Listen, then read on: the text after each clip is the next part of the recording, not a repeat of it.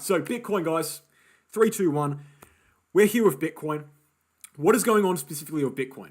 Okay, well, that's a big question, isn't it? That's the question everyone wants to know. Where's the bottom? Is the bottom in? What's going on in Europe specifically is an even bigger question that I think relates to Bitcoin, and it's probably the most important question we can be asking right now. But before we ask it, Bitcoin in itself on the charts, plain and alone. What is going on with Bitcoin on the charts? Still got the downtrending yellow line, okay? These two pink dashed lines represent FOMC and represent CPI. Those are going to be happening on the 13th of October and the 2nd of November. We've also got a channel formation here on Bitcoin, and then within that channel formation, we have a pretty major line, for example, on the 4-hourly chart that's acting as a kind of resistance and support line. You should draw that up if you don't already have it. Basically, Bitcoin is just a conglomerate of very confusing lines and just so much stuff going on, compressing into resistance. And it's really just a bit of a mess right now. I mean, there's just no other way to say it. It's a mess. We're skipping in and out of lines like it's butter. We had a little fake out below the larger channel. We've jumped in and above and below this line like 3 times.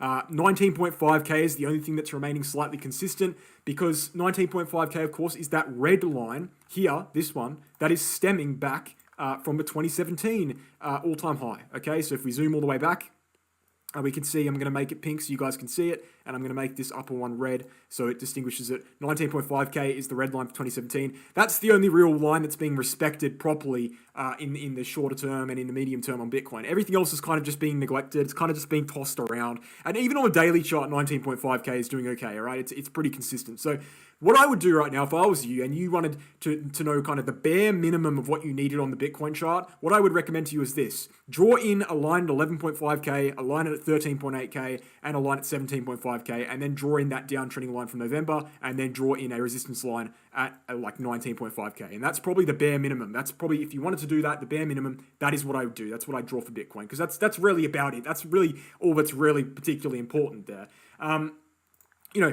Other than that, well, what's the situation? Well, the situation, is not really something that's revolving around the charts right now. The situation is more what's revolving around the news. This is an article. It's not any particular article. It's just a random article on the topic that explains what's happening in the United Kingdom. In the UK right now, we have the United Kingdom switching back to quantitative easing, which means they're printing money again, guys. Okay, that's what it means. It just means they're printing money again. And at a very, very surface base level, it means that they're printing money again. And that's not a good thing. Why is that not a good thing? Because what did they do during the pandemic? Printed money. What happens to the markets? The markets inflated. The markets were great, right? Everything went up. It was awesome. But everything else in society, was poisoned. And that's why we're seeing this inflationary crisis right now. So the fact that the UK, and I'll read this article in a second because it's very important, it needs to be read. The fact that the UK has made this shift back to quantitative easing is not something they would have wanted to do. It's something they would have had to do. It's something that they probably had no other choice, right?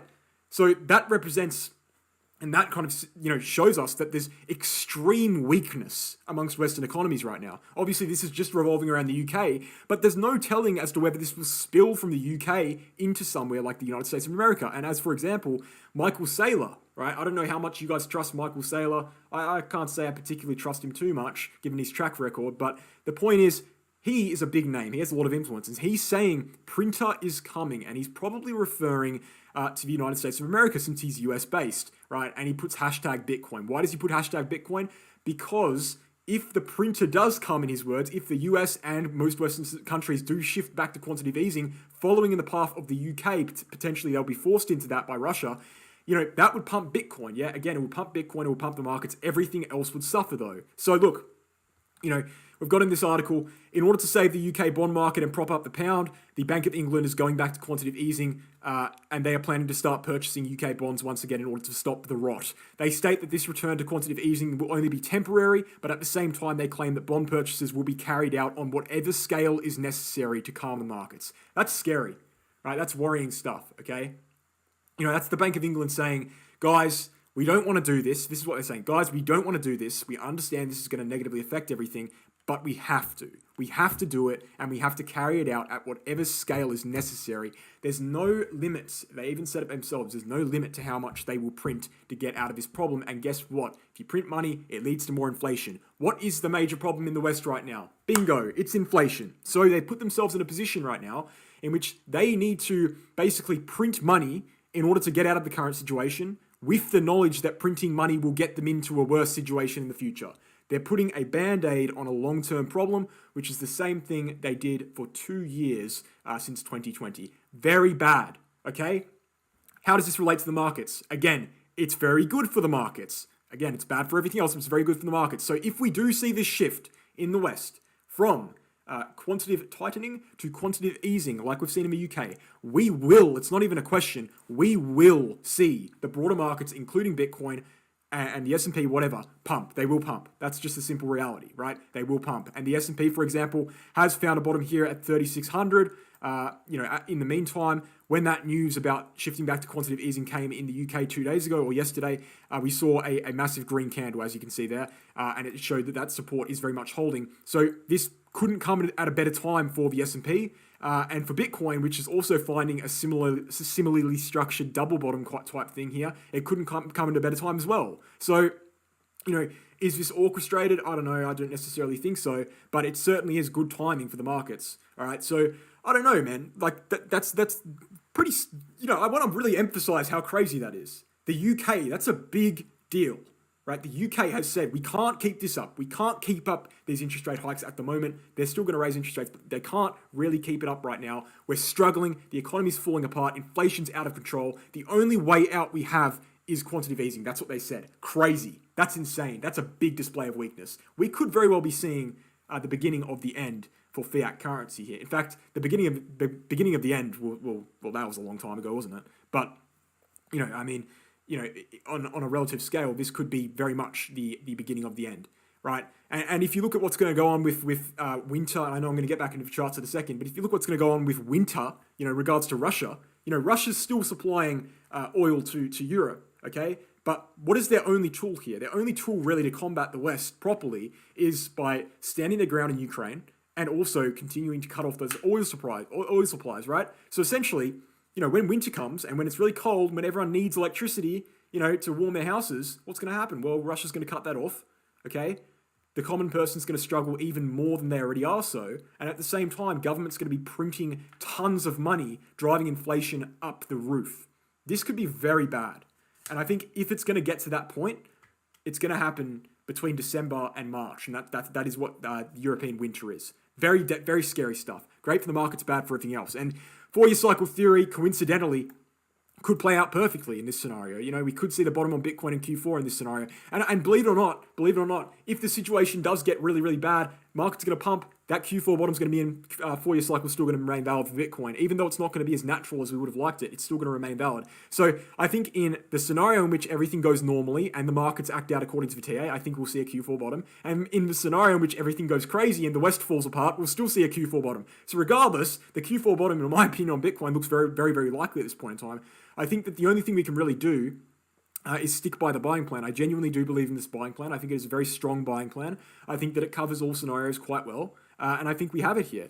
33% at 17.5K to 18K, 33% at 11.5K to 13.8K, and 67% at the breakout. I think that's a very good buying plan. And if we don't reach 11K to 13K, we've got 33% at 17.5K to 18K, and we've got 67% at the breakout. Okay, I think that actually covers all scenarios. Regardless of what happens in Europe, regardless of what happens with the charts in general, I think that really does cover all scenarios.